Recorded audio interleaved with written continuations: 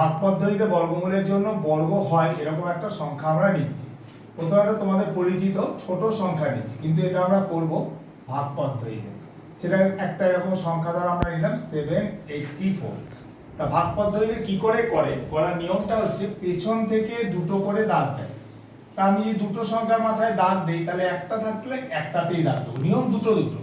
তবে আরেকটা সংখ্যা লিখছি, আজকে একটু আগে এমনি নর্মাল পদ্ধতি বা উৎপাদকের পদ্ধতি বিশ্লেষণেও শিখেছো, দুটো করে দাগ দেবো যেহেতু বলেছি, সেটা ভাগ পদ্ধতিতেও দেখাচ্ছি। মানে একটা অঙ্ক দুটো ভাবে হয়, তাই একটা 3 অঙ্কের সংখ্যা একটা 4 অঙ্কের সংখ্যা লিখলাম। লক্ষ্য করো দুটো করে যদি দাগ দিই পেছন থেকে দুটো দাগ পড়ছে, কিন্তু তিনটে থাকলে অবশ্যই দুটো দিলে একা থাকবে, ঠিক কিনা বলো?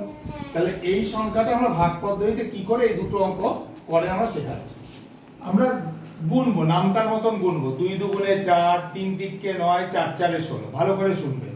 তা আমরা যদি ভাগ পদ্ধতিতে করি 2 দুগুণে 4, 3 তিরিকে 9, 3 তিরিকে 9 বড় হয়ে গেল, তাহলে আমরা শুরু করব 2 দুগুণে 4। সবাই বুঝতে পারলে?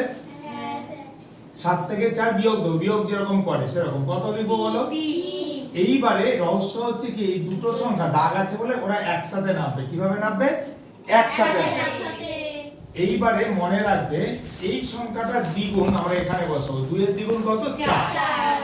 4 এর পাশে এমন একটা কিছু বসাবো যেটা দিয়ে গুণ করলে আমাদের 384 হয়। তো আমরা রাফ ওয়ার্ক করব। কিভাবে করব? ধরো 4 এর পাশে কেউ যদি 4 দিয়ে লেখো, তাহলে 4 দিয়ে গুণ করে রাখো, 176 হচ্ছে না।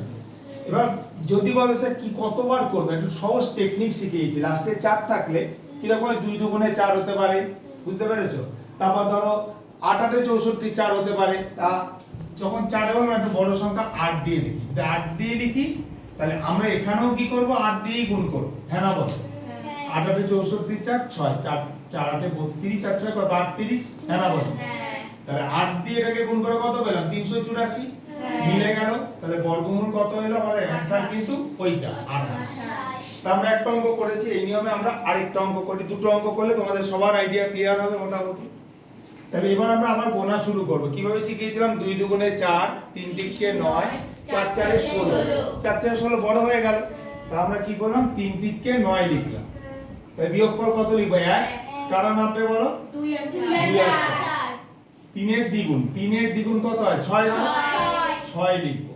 এবার লাস্টে যদি 4 থাকে, আমি কি বললাম? 6 এর পাশে 2 দিয়ে দেখবো, 2 দিয়ে গুণ করব। যদি না হয় তাহলে কি করব? 8 8 64 8 দিয়ে করব। এগুলো বুঝতে হবে, বুঝতে পেরেছো? তাই গুণ করে দেখো মিলে যাচ্ছে 1 2 4। দুবার করলে কত আসছে?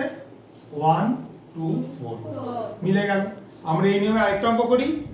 ধরো আমি একটা সংখ্যা 1089 নিলাম। এবার আমরা শেষ থেকে দুটো করে দাগ দিলাম। শেষ থেকে দুটো করে দাগ দিলাম। তাহলে এবার দেখো আমরা, তোমরা বলো এবার কবার যাবে? কেউ চিন্তা করে বলো তো। ওই যে শেখালাম 2 দুগুণে 4, 3 তিরিকে 9, 4 চারে 16 কবার যাবে? 3 তিরিকে 9। তাহলে কত বিয়োগফল? 1। কত নামাবো? 89। এবার 4 দ্বিগুণ লিখবো। 3 এর দ্বিগুণ 6। 3 এর দ্বিগুণ যদি 6 হয় আমাদের 9 আনতে হবে। তা 6 এর পাশে কিছু সংখ্যা দিয়ে এমন বসিয়ে গুণ করব, এখানেও বসাবো এখানেও বসাবো। 7 দিয়ে বলছো, দেখি 7 7 49 নয় 4, 4 7 42 আর 4 অনেক বড়।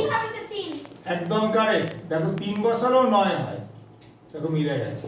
তাহলে আমাদের উত্তর কত? 33। বর্গমূল হচ্ছে, এটা হচ্ছে অ্যানসার, বর্গমূল 33। ঠিক আছে?